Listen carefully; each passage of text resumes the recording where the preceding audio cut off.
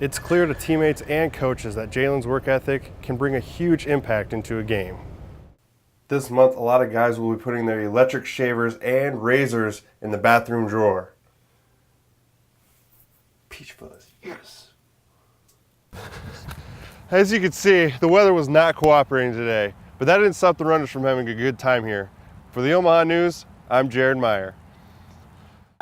EA Sports, it's in the game. Electronic Arts announced they would not be making another college football game after reaching a settlement of $40 million with former student athletes who sued EA Sports for player likeness. For some gamers like Phil Lynn, the ending of the 20-year franchise is wrong. When I found out that the NCAA and EA Sports were in a disagreement, I was disappointed because I really do enjoy playing the college football games. Lynn, who was a former student athlete, thinks players enjoy playing as themselves. I would like to be on the game. I think it'd be really cool to see yourself and play as yourself. And I think a lot of college athletes going into college know that. Ever since high school, I remember staying up late with the buddies to go to Walmart to get the game right when it was released. So, I'm disappointed. Luke Towie, a huge college football fan, thinks players shouldn't get paid for being on the game, but doesn't want to see the game go away forever. I think it puts a lot of pressure more on the players. There's your college kids playing sport, and if people know they're getting paid, there's a lot more pressure from fans on these guys. By this time next year, college football fans will be using a lot less of this and just more of this. For the Omaha News, I'm Jared Meyer.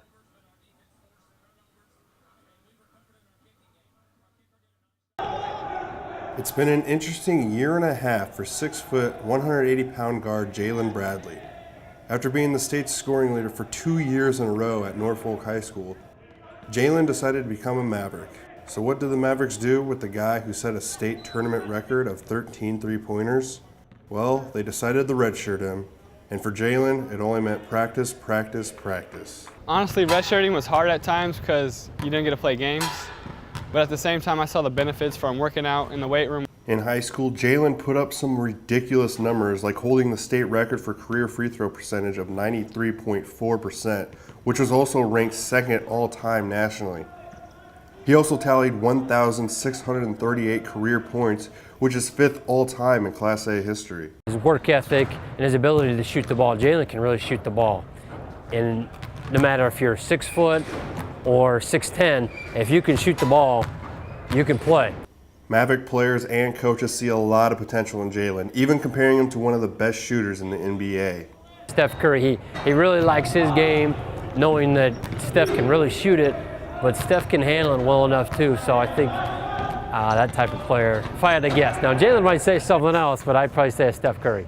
It's clear to teammates and coaches that Jalen's work ethic can bring a huge impact into a game. Hard work pays off. It's not guaranteed, but if you work hard, you have a good chance of good things happening for you and for your team. Welcome back to the last Omaha News of the fall semester. Thank you for joining us. I'm Jared Meyer. And I'm Paul Dobler. Coming up, we'll have reporter Tasia Velasquez tell us why blood donations are so critical during this time of the year in the Omaha area. Also, one local Omaha Community Center is trying to make a difference in the lives of the youth in our area. Reporter Brandon Mosley shows us how. You're watching the Omaha News. The need is constant, the gratification is instant. The American Red Cross is the nation's largest blood collection organization, supplying more than 40% of the blood and blood products used in our country. Each year, volunteers and employees collect approximately 6.5 units of blood, and while these numbers seem large, Tasia Velasquez explains why it's never enough. Not only is November a month to stuff your face with turkey, but it's also for men to let their inner caveman out. The Kansas City Chiefs remain unbeaten after taking care of the Bills in Buffalo on Sunday. 23-13 was your final, as Kansas City only needed to bring the defense, forcing 3 turnovers against the Bills that resulted in 17 points, including a 100-yard interception for a touchdown by quarterback Sean Smith. KC will take a break this week with a bye, and then it's off to Denver for the 17th for the primetime game, and boy, that should be one heck of a battle. Tough news for Green Bay Packer fans, as their MVP quarterback will be out for a while. Aaron Rodgers broke his collarbone on his non-throwing arm Monday night, in a 27-20 loss to the Bears after being hit hard in the first quarter. Former Iowa State Cyclone Seneca Wallace, who signed with Green Bay during Week 1, will now be the starting quarterback for the Packers. Rodgers is expected to be back in 4 to 6 weeks. The Mavs volleyball team had a busy weekend playing a game on Friday and Sunday. The Mavericks volleyball team took on Indiana University, Purdue University, Indianapolis Friday night.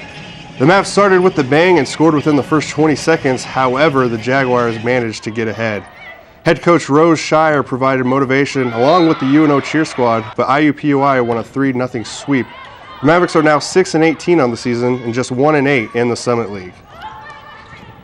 Although it is the off-season, there is always something going on in the MLB. After retiring from the big leagues in 2010, Brad Ausmus finds himself managing the AL Central champ Detroit Tigers. Ausmus, who played 18 years in the pros, was hired after Jim Leyland stepped down as manager. The Seattle Mariners and Washington Nationals also have themselves a new manager. Ex-Tigers coach Lloyd McClendon will take the helm in Seattle, as former big leaguer Matt Williams will take over managerial duties in Washington. And that's our look at sports this week. Paul Brandon, back to you. Thanks for tuning in to the last Omaha news of the semester. If you're looking for more, check us out on Facebook at facebook.com/theomahanews. While you're there, you can check out the news stories our reporters covered, submit story ideas, or give us feedback. We'd love to hear from you. From all of us here at the Omaha News, good night.